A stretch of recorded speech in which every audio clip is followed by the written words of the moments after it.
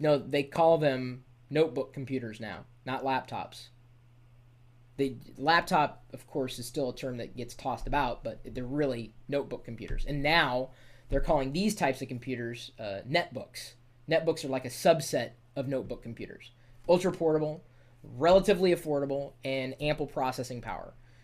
So all those three things combined make a netbook compared to a notebook, which may be larger, cost more, has more than enough processing power. Maybe all you need to carry around with you is something to get online, or create a PowerPoint presentation, or do some word processing, or what have you. That's what a netbook's good for, and that's why they're relatively low cost. This is the HP Mini 1000. It's specifically the 1035NR model. Unboxed it today in front of the audience at live.pirillo.com. It's got a 1.6 gigahertz Intel Atom processor, 1 gig of RAM, 60 gigabyte hard drive, BG wireless card, 2 USB ports. Let's see here, what else does it have? Oh, it's got the keyboard, of course, regularly sized keys compared to other netbooks. The battery that this one came with is a 3 cell. The model that I've got would retail for about $450, and HP sent this to me to review.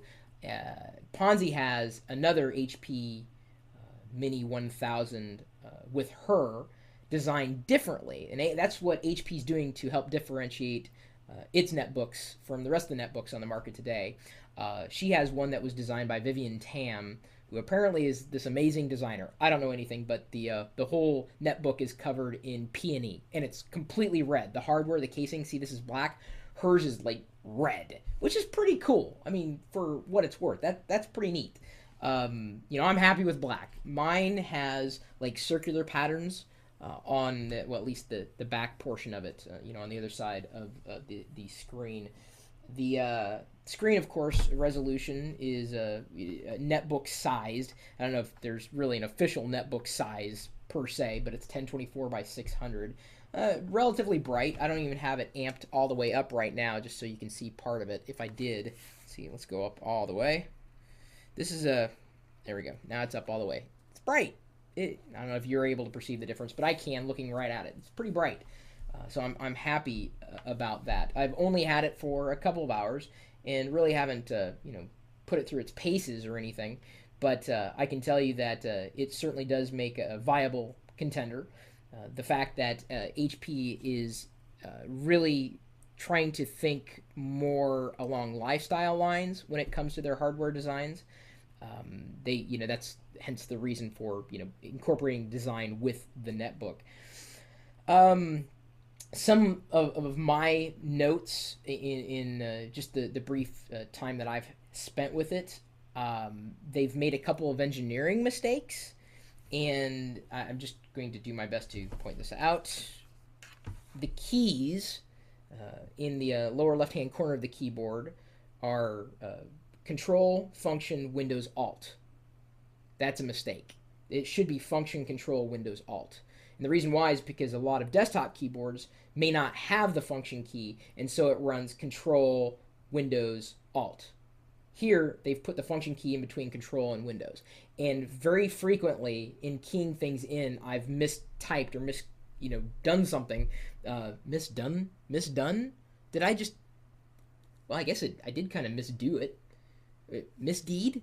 Anyway, I'm not trying to create new words here, believe it or not. I'm just saying that they transpose these keys, and that I think is a pretty big error. That's a huge problem, because when you move between computers, you want it to be as seamless as possible. You want one computer to act like another to act like another. That's extremely important, and the keyboard is a big part of it.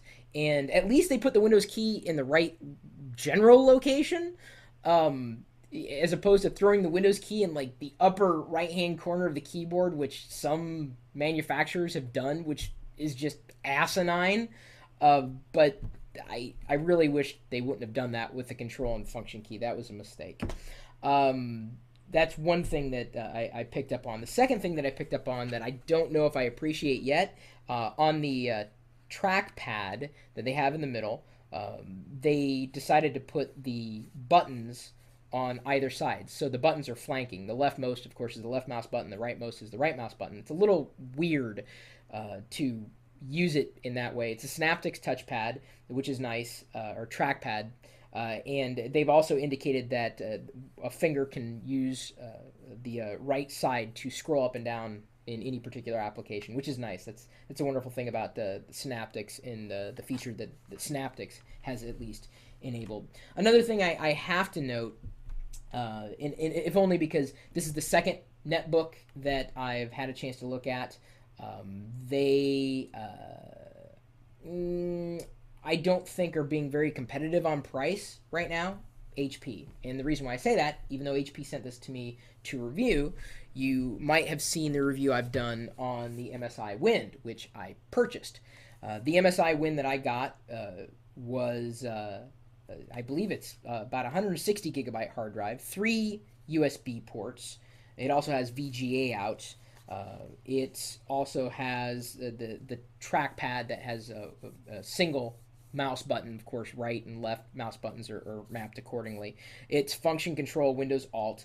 The keys are a little smaller on the Wind, but it has the BGN wireless card inside. Same amount of RAM, same screen resolution, same webcam, which isn't an amazing one, but it does exist. At least the webcam's there. But you seem to get more for your money with an MSI Wind at this point when compared directly to the HP Mini 1035 NR.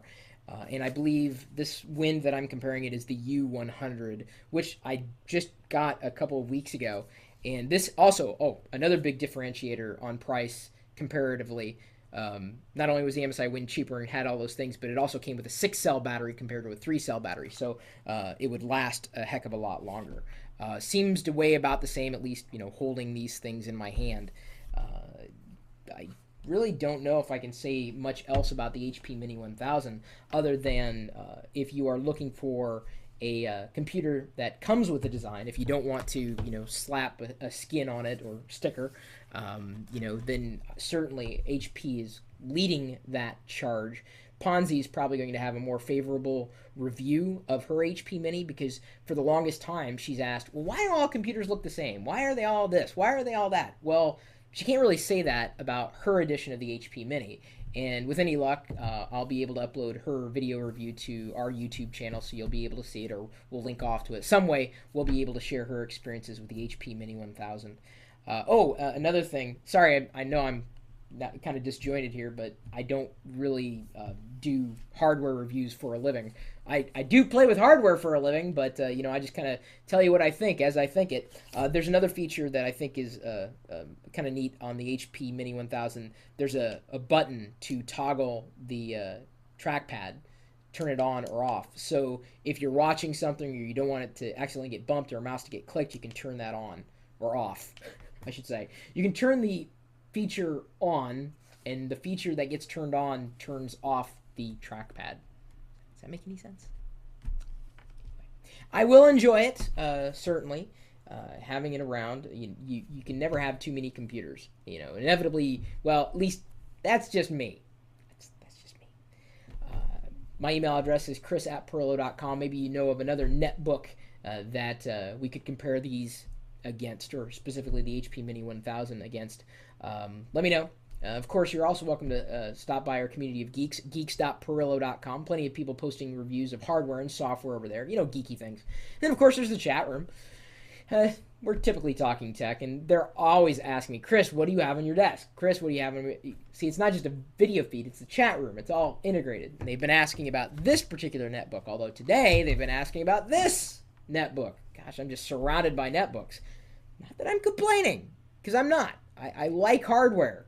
The more hardware, the better. You know what I'm saying? I think you do. Well, if you'd like to join us, you're more than welcome to. We're open 24 hours a day, 7 days a week at live.pirillo.com. We'll see you later.